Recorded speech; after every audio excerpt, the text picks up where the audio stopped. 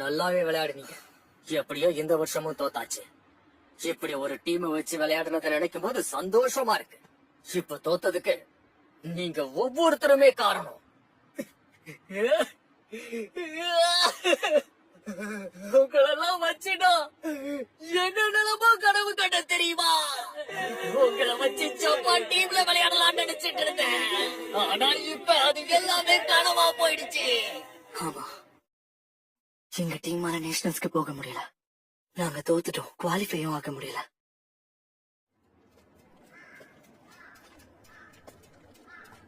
நான் 2வது வருஷம் விளையாடும் போது நம்பிக்கிட்டு இருந்த விஷயம் ஒன்னே ஒண்ணுதான். அடுத்த வருஷம் விட்டுறக்கூடாதுன்னு. நோவா மாதிரி ஆகணும்னு நினைச்சேன். என்னால யூரோப்போட பெஸ்ட் பிளேயர் ஆக முடியுமான்னு தெரியல.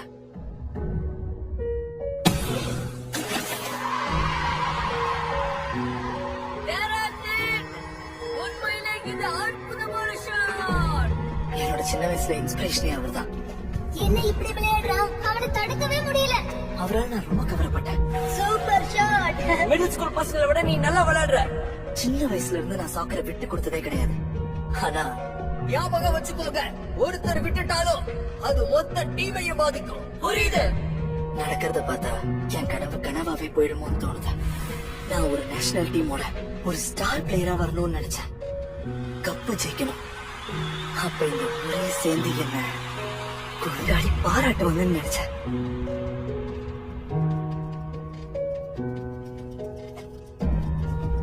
இப்ப எனக்கு தோணுது, அந்த நேரத்துல அத நான் அடிச்சிருந்திருக்கணும்.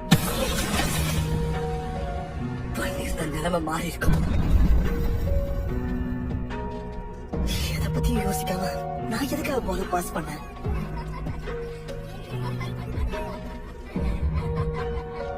ஒருத்தர் சரியா விளையாடலனாலும் மொத்த டீமையும் அது பாதிக்கும். நான் தப்பு பண்ணிட்டேன். ரொம்ப ஈஸியா ஜெயிக்க வேண்டிய மேட்ச் அது. எல்லாம் என் தப்புதான்.